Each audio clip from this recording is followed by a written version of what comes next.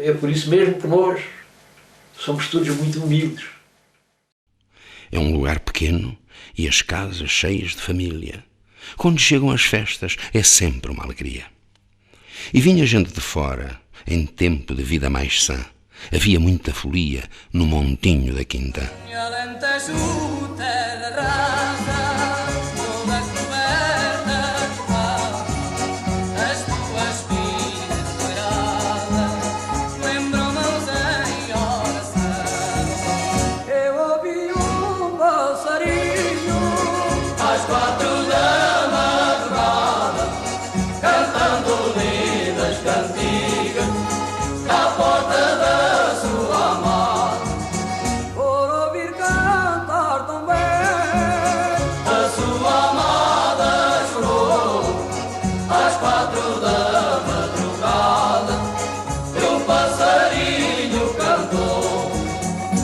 A Guerra Civil de Espanha. Vinham para aqui, cheios de fome, e quando a gente estava ali no campo, umas casas que tínhamos ali, vinham, chegavam ali cheios de fome. Todos rotos, todos rasgados, com um barão muito grande. Coitados, vinham aqui às cabos. Nessa altura, quase toda a gente não tinha para comer, a maior parte não tinha para comer, porque aqui não tem para dar uma pessoa para dar sapatilha. Mas lá havia uma pessoa outra que dava um bocado de pão. Mas eles pouco tempo davam, andavam só de comer da guarda. Nós queríamos cá. Vinham grupos de Espanha que se refugiavam aqui em Portugal, 6, 8, 10, 12 pessoas e mais. E vinham mesmo famintos. Via mesmo que as pessoas estavam mesmo a necessitar de alimento. E aqui estávamos quase na mesma. Foi um tempo mesmo da crise. Uma crise mesmo que eu conheci, uma crise mesmo terrível. Nesse tempo não havia subsídios para ninguém, nem abonos, nem reformas, não havia nada. Cada um fazia como entendia e salve-se quem puder. Era assim. Então dava aqui pedindo, eu aqui, o Léo Fernando, os outros todos aqui, depois ocupavam-se da escala. Mas até que para que eles vinham, coitados. Era um sítio cheio, tinha um medo, pá. Apareceu aqui um casal na casa do meu sogro, cheios de fome. O meu sogro pouco tinha para comer, e para ele, para a esposa e para os filhos. E ainda acolheu-os bem, e o que havia era pão e azeite, e fizeram-lhe uma sorda e encheram-lhe a barriga. E eles, coitadinhos, ficaram todos contentes com isso. Mas depois tinham medo de que os denunciassem. Dormiram aqui uma noite, no outro dia então foram-se embora, não sei para onde.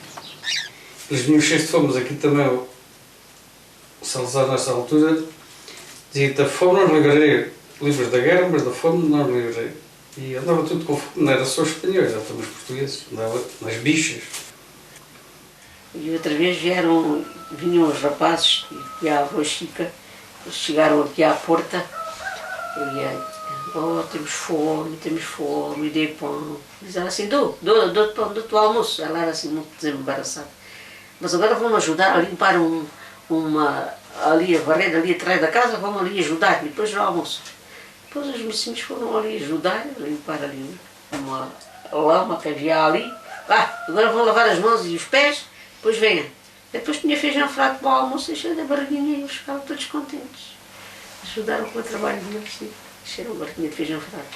Havia aqui umas casas velhas que ainda hoje existem, que já não têm teto, e outras metade do teto, e por aí fora, casas que os donos tinham morrido, e as casas estavam abandonadas, e até eles pernoitavam então nessas casitas, e aí faziam o lume. Um dava-lhe um bocado de lenha, outro dava-lhe um bocado de sandálias, outro dava-lhe um fósforo, uma coisa qualquer, e eles lá se ajeitavam dentro dessas casas velhas. Os coitaditos sofriam mais era com a GNR. A GNR apanhava-os por aqui sim, apanhava-os, levava-os à frente dos cavalos, a pé, ia pô-los à fronteira, que a fronteira fica aqui perto, fica aqui a 10, 15 km por aí, mais ou menos. Levavam à frente dos cavalos, transferiam-nos para a Espanha. Havia já um sítio em Espanha que chamam-lhe as Cruzes. Chamam-lhe as Cruzes porquê? O espanhol, o meu amigo, é que me contava. E eu disse: porquê que chamam aqui as Cruzes? era o nome não sei quantos, agora é as Cruzes, porque aqui havia as ideologias políticas que tinham uma senha. Partidos, hoje é partidos. Tinham uma senha, onde quer que chegavam, o grupo daquela ideologia pedia a senha, o indivíduo, a senha é a senha tal. Se dissesse o nome da senha contrária, era morto. O espanhol é contar-me. E nesse local, muitas das vezes acontecia, aquilo era um local que era destinado já mesmo a fazer essas chacinas, né? Apanhavam as pessoas da ideologia contrária e cortavam-lhe o braço esquerdo e a perna direita. Ou então o braço direito e a perna esquerda, era sempre em cruz. E daí ficou então o nome das Cruzes, esse sítio ficou o nome das Cruzes.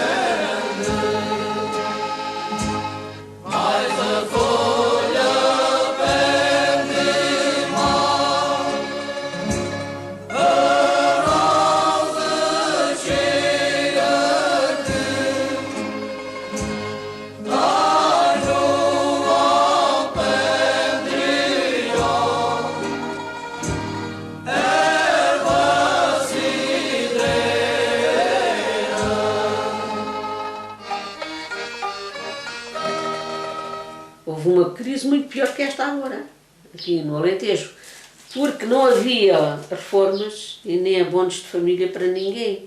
Era só o dia-a-dia do que se arranjava.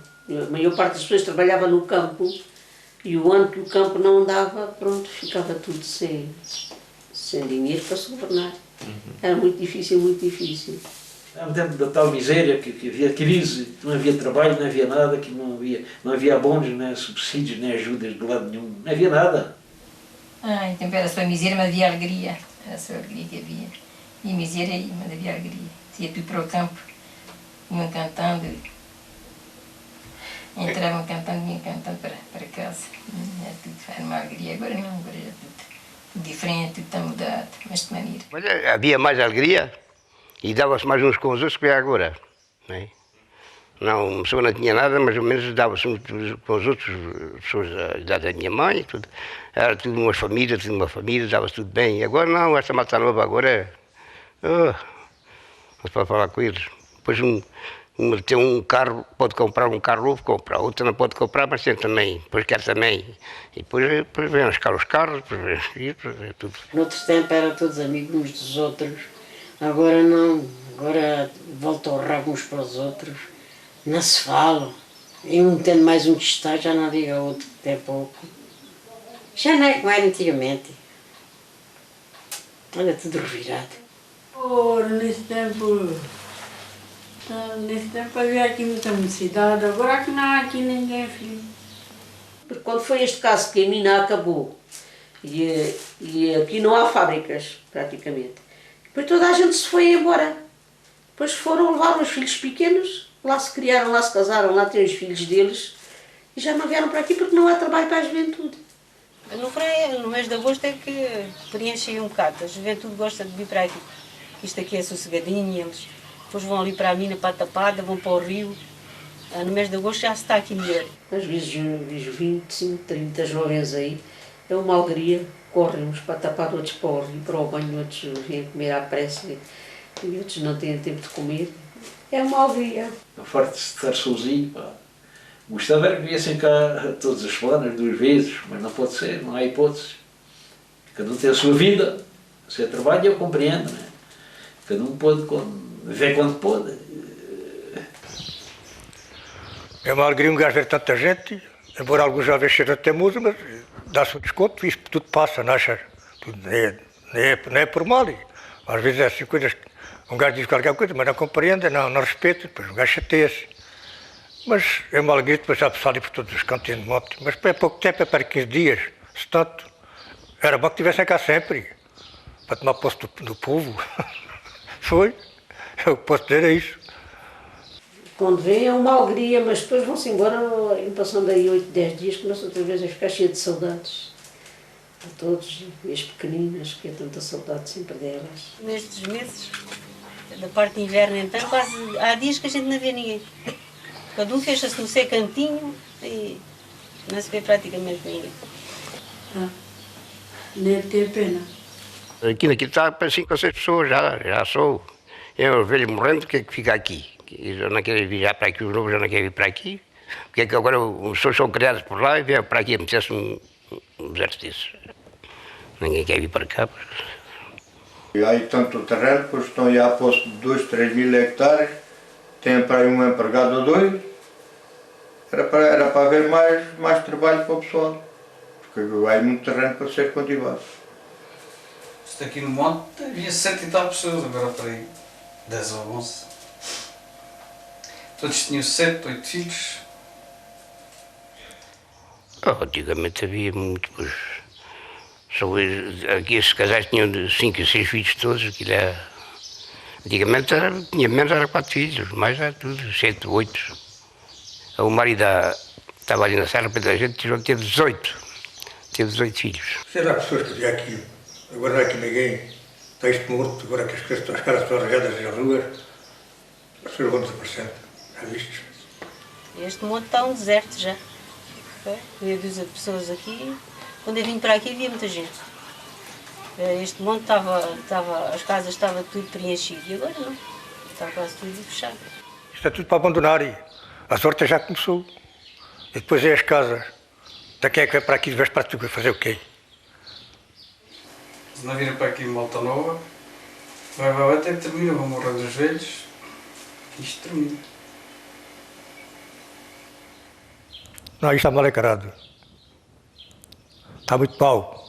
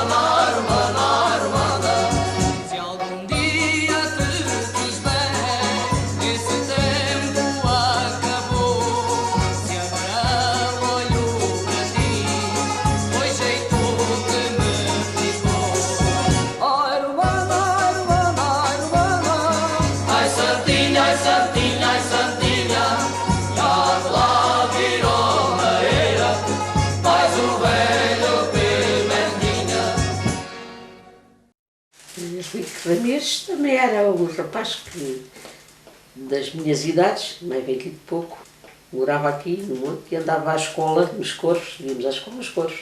Aqui não havia escola, na aldeia não havia, nos Corvos. E então ele era muito mau. Vinha, metia a mão, nós usávamos, os rapazes usavam pasta, uma bolsa com tirante ao ombro, mas as viúvas todas usavam uma pasta com 2 asas, aquelas asinhas. Vinha a correr atrás da gente dos Corvos até aqui e então metia as mãos dentro das nossas malas, pastas que eram as pastas que as mães faziam, tipo um saquinho, e enrolava os livros todos, porque os lápis era muito bruto. Mandou-se para um poço de água gelada. E ele lembrou-se de lá tomar banho, ou poço, ou brincadeira, não sei como é que foi. A água estava tão gelada que ele ficou com uma perna meio paralisada. Com o pé assim um bocado torcido, ele andava assim com o pé. Com a perna à roja. E a gente, as pessoas da idade dele, malta nova, como ele era muito mal, fazia mal a gente chamava-lhe Patarroda. Por causa da infelicidade dele, foi-lhe Patarroda. Mas ele era muito mau, e muito mau íntimo. quando se punha a fazer necessidade, punha-se assim, a frastidinha. E chamava para a rota. O homem era coxa, andava sempre com a perna assim, tinha a perna torta.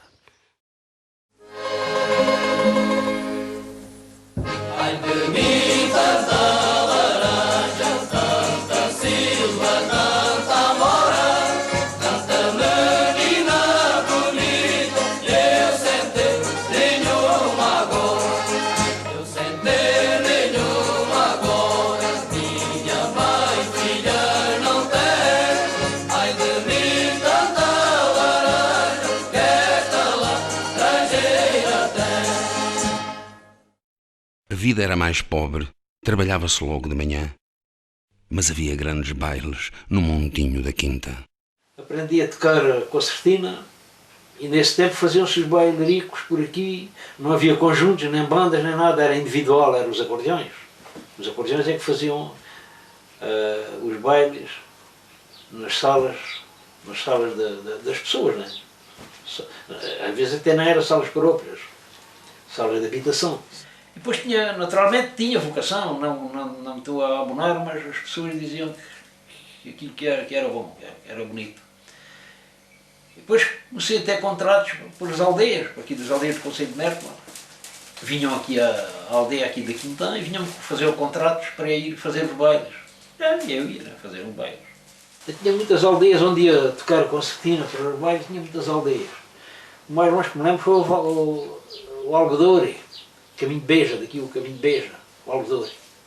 Porque uma vez tinha um contrato para fazer um baile na Corta Velha, uma aldeia que é a Corta Velha, que se vê daqui, quando se vai para Beja, e fui passar o Guadiana num barco, uma família que eram muitos, éramos como irmãos, né? Era uma irmandade. E passar o rio nesse barco.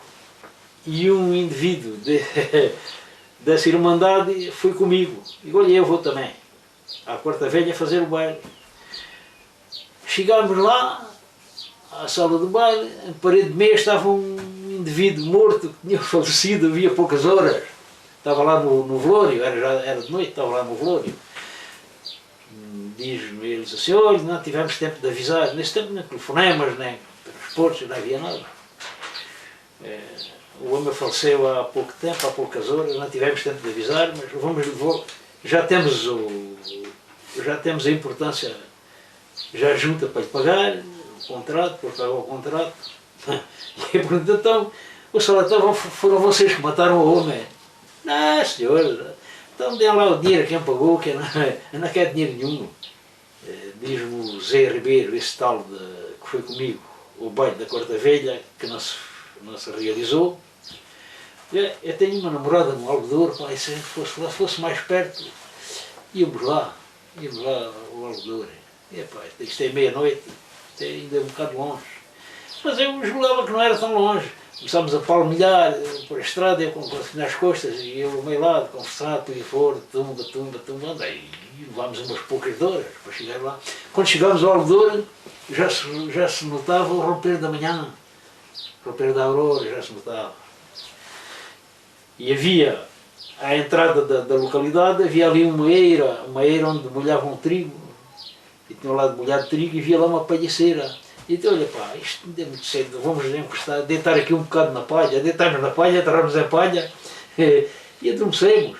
Quando acordei já o sol vinha um bocadinho alto. O José rosnava, o Zé Ribeiro rosnava. O Zé, é quase meio-dia. Eu não, olha que já é tarde. Pá. Está ali a taberna, uma taberna mesmo ao pé de onde eu estava, havia um tasco, uma taberna. Vamos além matar o bicho da taberna, vamos lá. Vamos lá. Diz o senhor da taberna, então, o senhor de onde é que vem? Diz-lhe a contar a história. E diz ele, olha lá, então, se o senhor tocasse um número para nós ouvirmos. Está bem, lá. Lá estive a tocar um número, que traz daqui um número mais outro, depois mais outro. Às páginas tantas começa o dono da taberna com a esposa a dançar, depois veio mais um vizinho, mais uma vizinha, depois veio mais uns rapazes, mais umas raparigas. Estivemos ali até tarde. a dançar lá na taberna do homem. Olha, fizeram um contrato para essa noite, estive lá a tocar essa noite. No outro dia era para vir embora, não, senhor, não quer ficar à noite outra vez, a tocar outra vez. E pá, isto é uma amassada muito grande, mas vá, está bem, faz um sacrifício. Estive lá 2 noites. A rapaziada também aqui das aldeias da Corte de Gafo, que estavam lá, foram lá para dar o baile, fizeram também um contrato para a aldeia da Corte de Gafo. Passado 2 ou 3 dias tive que ir também aqui à aldeia da Corte de Gafo, fazer uns bailes. Corremos por aí tudo, onde soubéssemos que havia um baile a pé e de noite. Cheguei a Balada da Corte, ainda a sair a Santana, a dos Alves, esses montes por aí. Eram bonitos, os bailes eram muito giros. Eram com acordeão e é a música que a gente gosta, e depois quando nos intervalos que fazíamos a roda, assim com as mãos uns nos outros e a cantar, era maravilhoso. Acho que era mais bonito do que é hoje. Chegava a haver aqui bailaricos de durar 3 noites. Isto aqui havia, apesar dos lugares serem pequenos, mas tinham muitos habitantes. Era chegar, estava tudo sentado. O tocador a tocar, estava tudo sentado nas cadeiras. Era chegar. Só para logo dançar, começavam-se elas logo a levantarem. E é que abriu os bailes. E elas feitas coronas ali sentadas. E parte da vez chegávamos lá, não bailávamos, nem nada, que elas não queriam.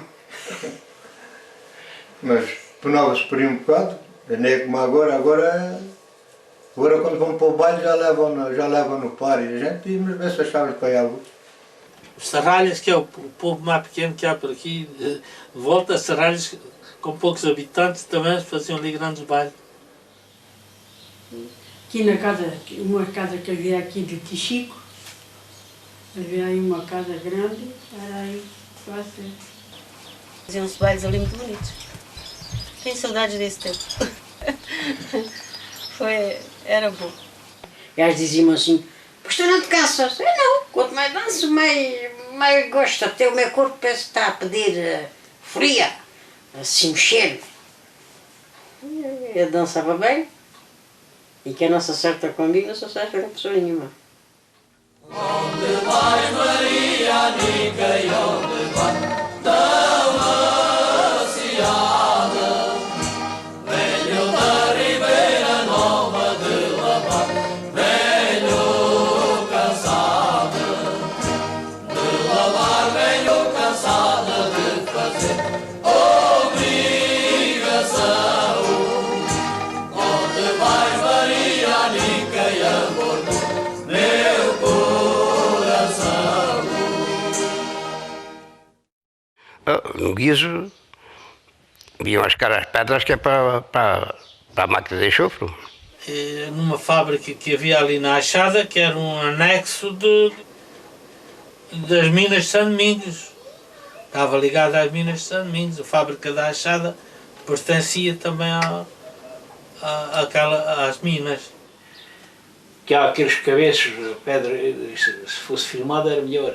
Aqueles cabeços, aquelas pedras grandes que há naquele cabeço.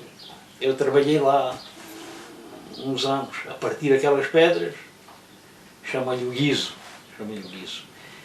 E o nome que os ingleses davam a essas pedras era sílica. Aquelas pedras ao partir cheiram a enxofre. Cheiram mesmo a enxofre. E friccionar umas com as outras, a gente cheira a enxofre. E essas pedras aqui do guiso levavam para a máquina de enxofre. E aqui as pedras lá metiam naquelas máquinas, corriam ali com água, aqui de enxofre. E cheiravam muito mal. Fazíamos buracos nos penedros com as barrenas. Íamos batendo, rodando a barrena e aquilo ia furando, parando, até fazer o furos aí conforme a espessura da pedra. Furos de 1 metro, meio metro, 1/4 metro. Depois levavam horas e horas até abrir um furo para meter lá um cartucho de dinamite para depois fazer explodir. E vinha um indivíduo, um funcionário da mina de São Domingos, chamado Soeiro, é que vinha puxar o fogo aos barrenos, chamavam-se os barrenos. Né?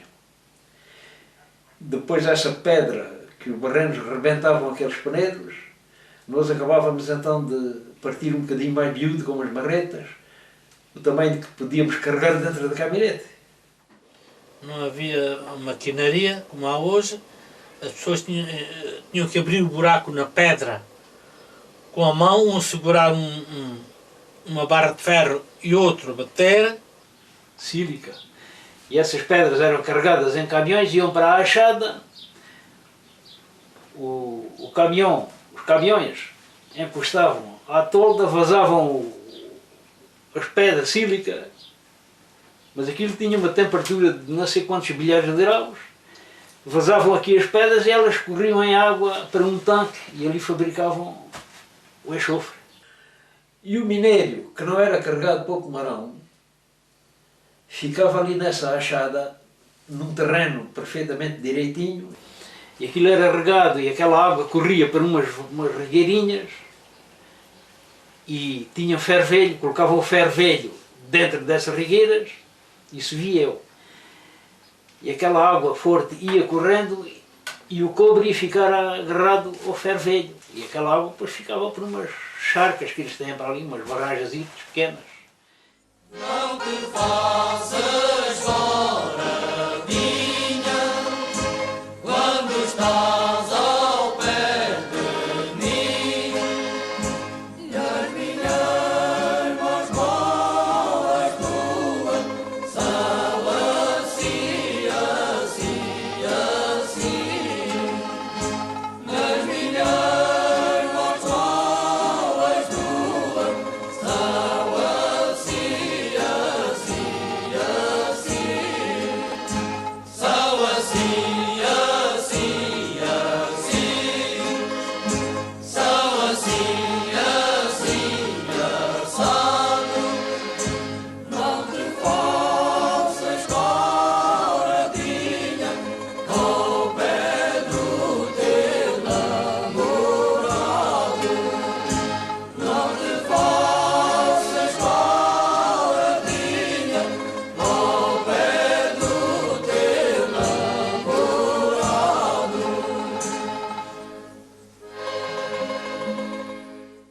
Olha, tia Bel, coitado.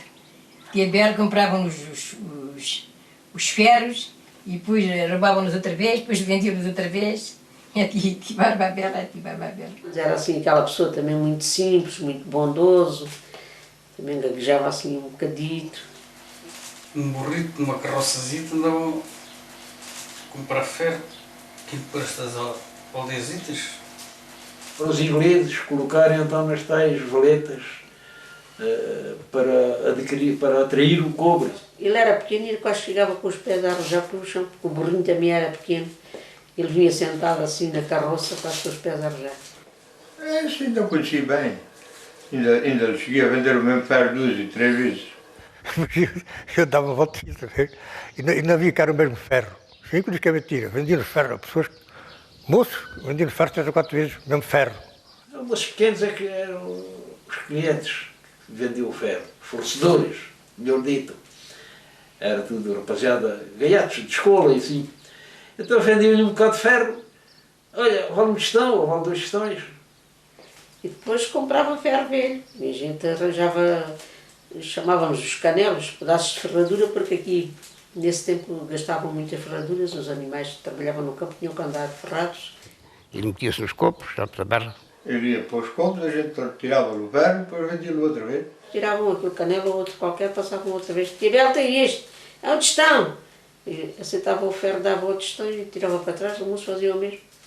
E comprava as coisas umas poucas vezes, com a maldade da malta miúda e aquela bondade dele, simplicidade, que não olhava para trás ver o que os outros faziam. Vai-te embora, meu benzinho, que a minha mãe não está cá. Se ela viesse e nos visse, oh que dirá, que dirá, oh que dirá, que dirá. Não tem nada que dizer, temos 2 criancinhas, já nos querem receber. E havia uma lontra que em pleno Alentejo, pá, num sítio desses, uma lontra veio cá ter. Isto estava na água, só podia ser lontra, mas não podia ser gato bravo ou outro animal assim. Ela estava lá fora d'água, quando fomos a gente viu-a. E ali, aqui perto, e a gente chama aquilo um barranco, que no inverno, quando havia invernos, a água corria por aí abaixo, mas agora nem isso tampouco. E aqui também estava um honesto aqui. Também cheguei a ver, mas já apanharam também. Como as charcas têm peixe, cria-se ali o peixe, principalmente o axegã. A axegã cria-se muito nas charcas aqui no Alentejo. E quando chove muito, as charcas enchem e a água corre pelo ladrão. E naturalmente os bichos, vai o cheiro do peixe, ou guadiana, aquilo tem um sentido de olfato que é uma coisa a mais, acho que sim. E vem por linha d'água por aí fora o cheiro do peixe e mete-se dentro da charca. Depois deixa de chover, a charca deixa de correr pelo ladrão e ficam aí assim. Não fui lá porque, quer dizer, as pessoas, muitos nunca tinham visto uma lontra e quando ouviram falar deslocaram-se lá. Mas eu, como tenho visto tantas mesmo aí no Guadiana, havia muitas sempre. E desconfio que ainda não há muitos anos, fui ali à pesca e debaixo de uns arbustos eu vi uma lontra ali assim, atrás dos Fernandes, no rio ali. Depois vieram uns indivíduos do Algarve, não sei o quê, apanharam a lontra e puseram-na em cativeiro, lá para o Algarve, não sei para onde, levaram-na. Onde vai Maria, Nica, e onde vai tão ansiada? Venho da Ribeira Nova de lavar, venho cansada de lavar, venho cansada de fazer obrigação. Onde vai Maria, Nica, e amor do meu coração? Está longe das cidades, por isso tem vida mais sã. É um paraíso escondido, o montinho da Quinta. O passado já passou, e nestes tempos presentes, a Quintã tem saudades dos filhos que tem ausentes. E aquilo, penso que em tempo antigo teria sido uma mina, ou pelo menos começarem uma mina, ou não sei a origem daquilo, bem não sei. A coisa dos mouros, ainda que eles arrancavam o ferro em qualquer parte, onde havia minérios, arrancavam e lá fabricavam e morreram, levaram o segredo e não deixaram o segredo para ninguém. E aquilo é desse tempo dos mouros, esses buracos, não é? Há vários buracos por aí, né? Desde que abri os olhos já tenho 77 e ainda está no mesmo sítio. Era uma mina que eles descobriram além aí de minérios, desativaram aquilo. Só abriram além aqueles buracos enormes que estão além e mais nada, não fizeram mais nada além. Mas isso já há muitos anos. Aquilo há umas minas que começaram lá a trabalhar, mas que não dava material, desistiram. Aquilo devia ser talvez dos árabes ou qualquer coisa dessa, que as coisas muito antigas tentaram desde sempre aquela figura. Que era de onde os mouros extraíam ferro, extraíam minério, fabricavam ferro. Ainda hoje se chama a mina dos coelhos. A gente até diz a mina do Cerro dos Coelhos. Nas minas dos Quartejões, aqueles buracos também eram do tempo deles, onde eles extraíam o ferro. Isto além, mais à esquerda daquela cratera, existem ruínas de uma grande povoação que existiu além. E naquela grande povoação que existiu além, nascesse dos árabes ou dos romanos, existiu também uma cerâmica, uma fábrica de cerâmica, também ainda lá há vestígios. Fabricavam além ladrilhos, telhas e tijolos e se calhar até louças, utensílios domésticos, não sei. Mas talvez porque temos encontrado vestígios desses utensílios, chamados alguidares e essas coisas. Mas eles fabricavam tudo no local. Extraíam o ferro dessas minas, extraíam, e com fogo, não sei a quantos graus de temperatura eles levavam aquilo, que eles conseguiam extrair o ferro da pedra. Debaixo de um penedo muito grande que além está, há resíduos de fazerem grandes fogueiras para... Era o método que usavam para partir grandes rochas. Era com aquecimento, muito aquecimento, e a rocha, às tantas, partia. E além desses vestígios, e há também muita chicória, que era onde extraíam o minério e ficava a chicória queimada, o desperdício, vai lá, a parte que não tinha aproveitamento, e por isso vê-se que eles escavavam as minas, exploravam logo no sítio, levavam lá a matéria já quase produto acabado, vá lá. Água leva o regador e água leva o regadinho lá, enquanto rega e não rega, lá o meu benzinho, lá o meu benzinho, lá o meu amor, água leva o regadinho lá, água leva o regadinho lá.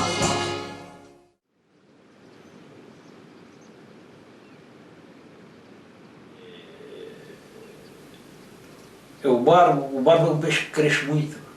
O barbo é um peixe que cresce, chega a ter, um peixe daqui chega a ter 10 e 12 quilos. Um peixe, um barbo.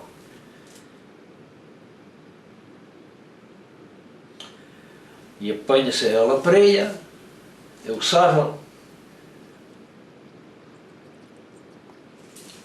O principal que se apanha aí é o mujo.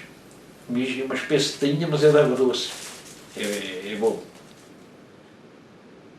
Enguia, muita enguia. Dá muita enguia aí. Apanha-se a perca também. Era bonitinha, tinha estimação, tinha só com um botão de gola voltada. Era bonitinha, já andava lá.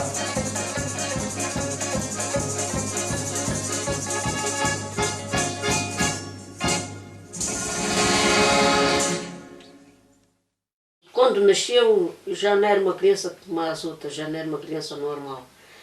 E a mãe andava com ele nos médicos, os médicos também não sabiam bem o que é que se passava. Só sei que ele bebê, para lhe darmos os medicamentos, que eu ia muitas vezes ajudar a mãe para lhe dar os medicamentos, uma tinha que o pôr ao colo, outra agarrava-lhe as mãos, outra apertava-lhe o nariz, e outra meteu o medicamento na boca para ver se ele engolia. Ele tinha tanta força que a gente quase não segurava para ele tomar os medicamentos. E depois foi sempre assim uma pessoa criada quase à vontade dele. Havia ali qualquer coisa que a gente não dá para a gente entender. Ele era da minha idade, fomos criados aqui juntos e sei que era uma pessoa que muito difícil de entender. Eu, quando o vi, assustava-me muito. Ele era muito grande, com aquelas barbas muito grandes. Quem o via daquela até tinha medo. Dizia assim, compra merda, te dava o dinheiro. Estás a falar com quem? Que ele falava sozinho assim. Estou a falar com o diabo. Então, mas tu vês o diabo? Vejo, estou a falar com ele, estou a jogar a carta com ele. E um dia eu ia a passar, ainda era assim meio pequenita, e ele estava a jogar às cartas à sombra, junto quase ao pé do forno. Punha sozinho e dividia as cartas como se fossem lá, como se estivessem a jogar, por exemplo, 3 ou 4 pessoas. E ele punha um pinhão cada carta, cada pessoa. E depois é aquele ia buscar a carta àquele, ao lugar do outro, e depois é que via qual era a carta que vencia. Ele era assim muito grande, com aquelas barbas, e ele, estou a jogar as cartas com o diabo. E depois no fim contava os tentos. Quem ganhava acertava e tudo. Eu apanhei um susto, fugi, ainda fiquei com mais medo, quando o via ficava meio assustada. Depois quando comecei a crescer, entendi que ele era uma pessoa que era diferente. Deitava-se com botas cheias de água, botas de borracha cheias de água, no palheiro. Ele comia muito, não tinha consciência. Comia até, não sei onde é que aquele indivíduo punha tanto de comer naquele estômago. Quando a mãe era viva, havia-lhe o almoço e tal, e ia mais ou menos. Mas depois, quando a mãe faleceu, começou ele a comprar as coisas à maneira dele. Agarrava naqueles grandes pedaços de pão com tocinho, e aí para a sociedade, outras vezes sentava-se no chão à porta da meio de céu. Depois não era capaz de se levantar, tinha que pôr as mãos firmes no chão, levantava-se para cima. Comprou um presunto e andava com o presunto dentro de um saco, com o presunto às costas.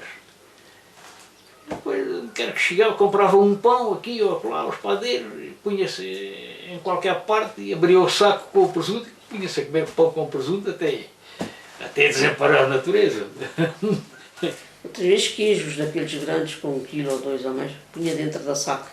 E depois andava sempre a pingar gordura porque já sabe o presunto ou o queijo, engordurava a saca. E a gente ralhava, Zé, não faças isso, mas tu não vês que andas todo sujo.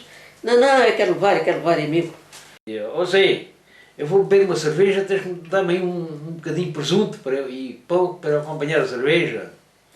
Ele, não, já está pago. E não me deu, disse que já estava pago e não me deu o presunto a provar. Ele era assim. A mãe dizia que pusesse na mesa, no prato para comer, e pusesse um pão inteiro, comia um pão inteiro. Mas não pusesse nada, também se lavava.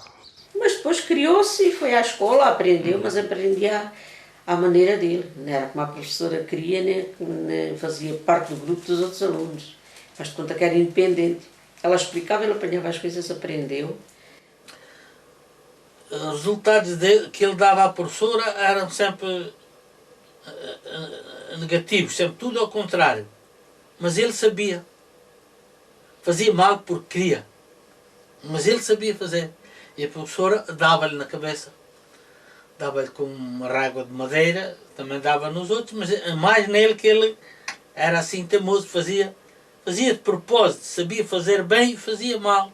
Ele fez um verso dele, assim, o Zé Pérez da Quintão diz aquilo que não é discreto, não sei como sei aquilo, não é para o esperto. Eu acho que ele que era fora de ser. Registava as coisas, que as conversas naquele tempo e por aqui eram os temas, não havia televisão, não havia rádio, não havia nada.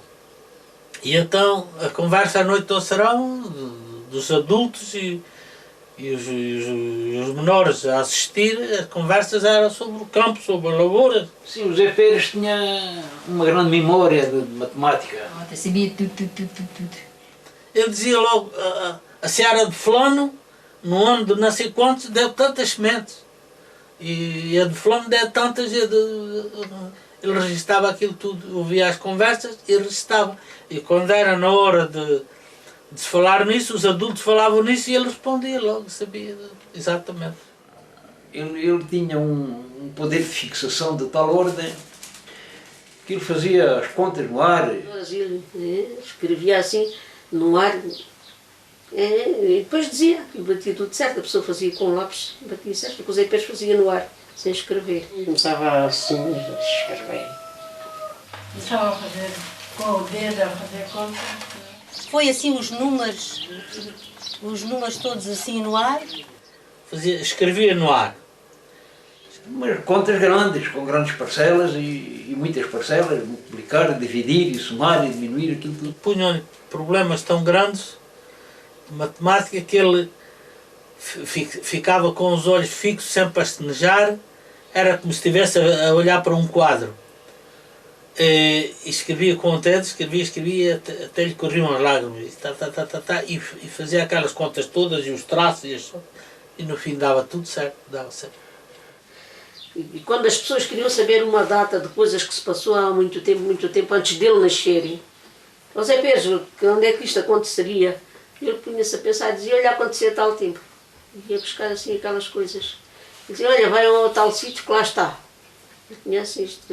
Ele ficava tudo em memória, tudo quanto via, e lembrava-se aqui de pessoas aqui em Tábis, não sabiam a idade deles, perguntavam ali, não sabia quando morreu, e quando isto e isso, tudo. Era mais inteligente com os outros, sabia mais com os outros? É visto, estava aquela cabeça. Tinha uma capacidade de memória nunca vista por aqui. E eles andavam a jogar o Berlim e depois o jogo não correu muito bem, a gente dele. Esse amigo bateu-lhe. Não sei se lhe bateu, se lhe tirou um brinquedo qualquer, desentenderam-se. E ele virou-se para o adversário. Devias morrer no dia 27 de março. O mocinho não estava doente nem nada, isto faltaria um mês ou dias ou não sei o quê para o 7 de março. E aí naquele dia o adversário morreu. Na sua verdade, uma vaca bater no miúdo, alguma coisa, e depois ele morreu. E o homem dessa Maria, o rapaz dessa Maria morreu nesse dia. O rapaz andava a cuidar de umas vacas naquela zona onde está agora o olival e o amendoeiral ali. E havia um poço no sítio onde fizeram a barragem. E o rapaz andava a cuidar de umas vacas por ali e acho que estava lá encostado ao poço e uma vaca deu-lhe uma cornada e caiu para dentro do poço, morreu afogado nessa data. Ele acertava assim muitas coisas, acertava muitas coisas. E depois uma pessoa ou outra perguntava assim, Zé Pés, diz lá quando é que é morro. E já não respondia às pessoas, claro. Sabia quando é que eu morria, quando é que eu te morria, já umas andavam com medo de morrer nesse dia que ele marcava. Isso bateu certo. Coincidência ou não, aconteceu. Foi para o exame, a professora tinha medo de levar que não soubesse. E ele uma vez foi fazer o exame da terceira classe e o professor tinha ouvido falar do Zé Pérez, aquilo que sabia assim, fazia assado. O exame era feito em Mértola. E aí as pessoas ficaram estupefactas porque ele aí desembrulhou o livro, lá com esses professores que vinham fazer os exames, desembrulhou o livro e tudo direitinho.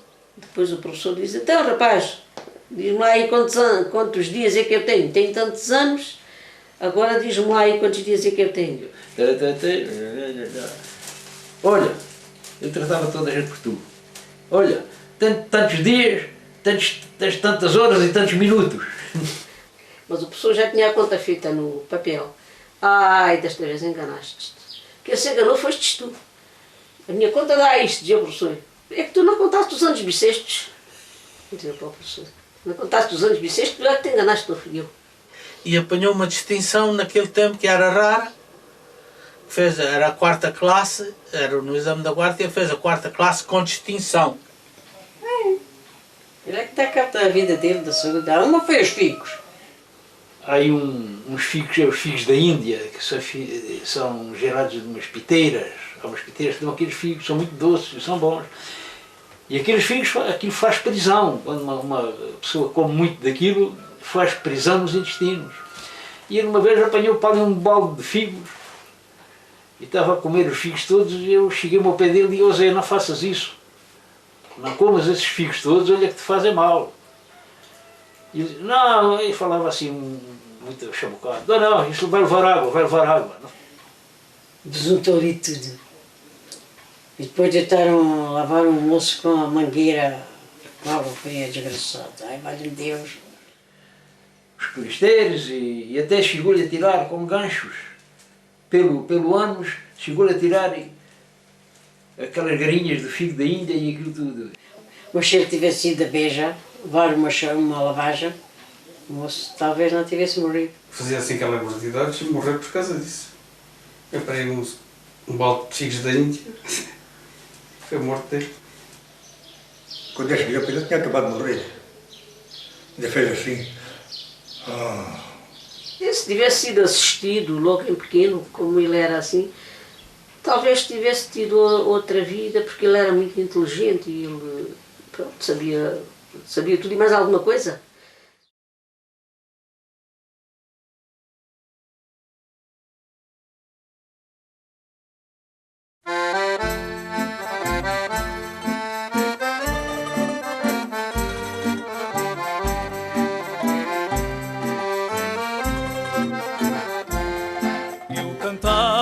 Parece bem, é uma coisa bonita, não empobrece ninguém, assim como não é rica. Foste que eu bem sei que foste, no domingo à tourada e ao subir do camarote, viram-te a saia bordada, viram-te a saia bordada, ai que bordado tão lindo, adorada no domingo. Não me inveja de quem tem carros, parelhas e montes, só me inveja de quem bebe água de tão boas fontes. Foste que eu bem sei que foste, no domingo à tourada e ao subir do camarote, viram-te a saia bordada, viram-te a saia bordada, ai que bordado tão lindo, foste que eu bem sei que foste, à tourada no domingo.